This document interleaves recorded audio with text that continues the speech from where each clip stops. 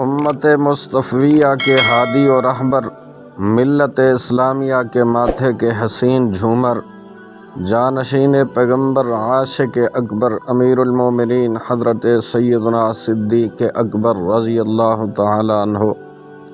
آپ کا اصل نام عبداللہ، کنیت ابی بکر، جبکہ لقب صدیق و عتیق ہے۔ آپ رضی اللہ تعالی عنہ عام الفیل کے 2 سال اور چند مہینے بعد مکۃ المکرمہ میں پیدا ہوئے۔ تاریخ ابن عساکر۔ آپ رضی اللہ تعالی عنہ کا رنگ سفید، جسم دبلا اور رخسار کم گوشت والے تھے۔ چہرہ اقدس اور ہاتھ کے پشت کی رگیں واضح نظر آتی تھیں۔ الریاض النظرہ۔ آپ رضی اللہ تعالی عنہ قبول اسلام سے پہلے نہ صرف کامیاب تاجر تھے، بلکہ اپنے عمدہ اخلاق اور حسن معاشرت کی وجہ سے اپنی قوم میں نمایاں حیثیت رکھتے تھے۔ دیگر سردار مختلف امور میں آپ سے مشورے بھی مانگا کرتے تھے۔ 18 سال کی عمر میں رحمت عالم صلی اللہ علیہ وسلم کی صحبت بابرکت سے فیض یاب ہوئے۔ جب نبی علیہ الصلوۃ والسلام نے اعلان نبوت فرمایا تو فوراً نور ایمان سے اپنے سینے کو منور فرما لیا۔ اس وقت آپ رضی اللہ تعالیٰ عنہ کی عمر مبارک 38 برس تھی۔ آپ رضی اللہ تعالیٰ عنہ انبیاء اور مرسلین کے بعد تمام مخلوقات الہی میں سب سے افضل و اعلیٰ ہیں۔ مردوں میں سب سے پہلے ایمان کی دولت سے سرفراز ہوئے۔ صحیح ترمذی شریف۔ رحمت عالم صلی اللہ علیہ وسلم کی ظاہری حیات مبارکہ میں 17 نمازیں پڑھانے کا شرف بھی حاصل کیا۔ آپ رضی اللہ تعالی عنہ ہی نے سب سے پہلے قرآن شریف کو جمع کیا۔ عمدۃ القاری شرح صحیح بخاری۔ آپ رضی اللہ تعالی عنہ خود شرف صحابیت سے سرفراز ہوئے۔ یہ ایسے اعزازات ہیں جو کسی اور کو حاصل نہیں ہوئے۔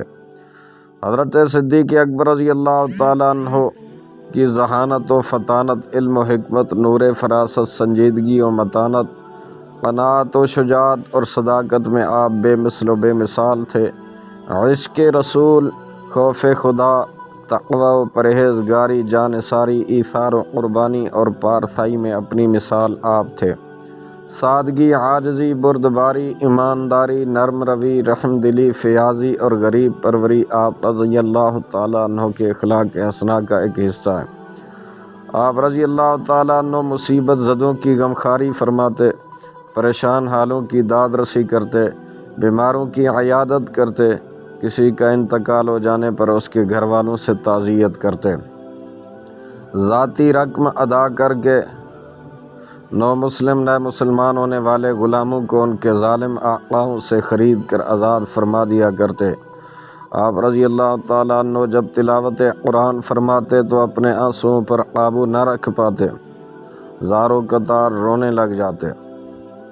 حضرت سیدنا صدیق اکبر رضی اللہ تعالیٰ عنہ عمدہ اوصاف اور بے داغ کردار کے مالک تھے۔ قبول اسلام سے پہلے کبھی کسی بت کو آپ نے سجدہ نہ کیا اور نہ ہی کبھی برے کاموں کے قریب گئے۔ آپ رضی اللہ تعالیٰ عنہ کے قبول اسلام کے بعد کسی نے پوچھا، کیا آپ نے دور جاہلیت میں کبھی شراب پی تھی؟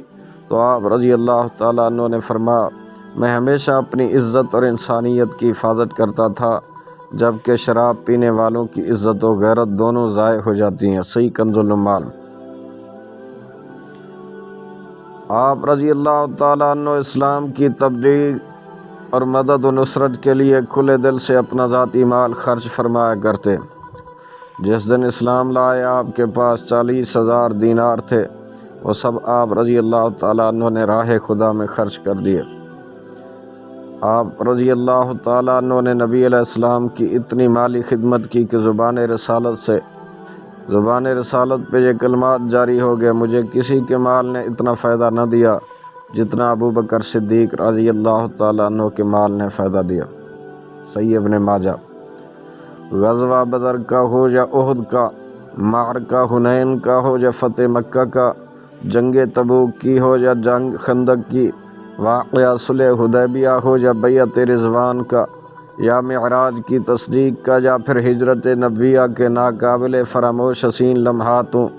آپ رضی اللہ تعالیٰ عنہ رحمت عالم صلی اللہ علیہ وسلم کے مونس و غمگسار وزیر و مشیر بن کر ہر موڑ پر جانثاری اور وفاداری کا ثبوت دیتے چلے گئے۔ رحمت عالم صلی اللہ علیہ وسلم کے وصال ظہری کے بعد تمام مہاجرین و انصار صحابہ کرام علیہم الرضوان نے آپ رضی اللہ تعالیٰ عنہ کے ہاتھ پر بیعت فرمائی۔ متفقہ طور پر آپ رضی اللہ عنہ کو پہلا خلیفۃ المسلمین تسلیم کر لیا۔ صحیح بخاری شریف۔ آپ اپنے دور خلافت میں اسلام دشمن قوتوں کے خلاف ڈٹے رہے، نبوت کے جھوٹے دعوے داروں سے برسر پیکار جنگ پر آمادہ ہوئے اور انہیں کیفر کردار تک پہنچایا۔ اپنے حکمت عملی سے ناپختہ ذہن رکھنے والے مرتد قبائل کی سرکوبی کی، زکوٰۃ کے منکرین کے خلاف جہاد کا علم بلند فرمایا، انہیں شکست فاش سے دوچار کیا۔ آپ رضی اللہ تعالیٰ عنہ کے دور خلافت میں عراق شام کے کئی شہر فتح ہوئے، جن میں اردن، اجنادین، مقام حیرہ و دومت الجندل کی فتوحات قابل ذکر ہیں۔ آپ رضی اللہ تعالیٰ عنہ وقف کی چیزوں کے بارے میں بہت احتیاط فرماتے تھے۔ آپ نے اپنے استعمال کے لیے اونٹنی، کھانے کے لیے ایک بڑا پیالہ اور اوڑھنے کے لیے چادر لی ہوئی تھی۔ بوقت وصال آپ رضی اللہ تعالیٰ عنہ نے ان تینوں چیزوں کو حضرت عمر رضی اللہ تعالیٰ عنہ کے پاس بھیجنے کی وصیت کی۔ چنانچہ حسب وصیت یہ تینوں چیزیں حضرت عمر رضی اللہ تعالیٰ عنہ کے پاس پہنچا دی گئیں۔ تاریخ الخلفاء امام جلال الدین سیوطی۔ دربار رسالت صلی اللہ علیہ وسلم کے اس پیارے چمکتے دمکتے ستارے نے 22 جمادی الاخری 13 ہجری بمطابق 23 اگست سن 634 عیسوی بروز پیر اور منگل کی درمیانی رات مغرب و عشاء کے درمیان دارالفنا سے دارالبقا کی طرف کوچ فرمایا۔ بوقت وصال آپ کی عمر مبارک 63 سال تھی، جبکہ زبان مبارک کے آخری کلمات یہ تھے: اے پروردگار، اے پروردگار، اے پروردگار، مجھے اسلام پر موت عطا فرما اور مجھے نیک لوگوں کے ساتھ ملا دے۔ توفنی مسلما والحقنی بالصالحین۔ آپ رضی اللہ تعالیٰ عنہ کی نماز جنازہ حضرت سیدنا مراد پیغمبر عمر بن الخطاب رضی اللہ تعالیٰ عنہ نے پڑھائی۔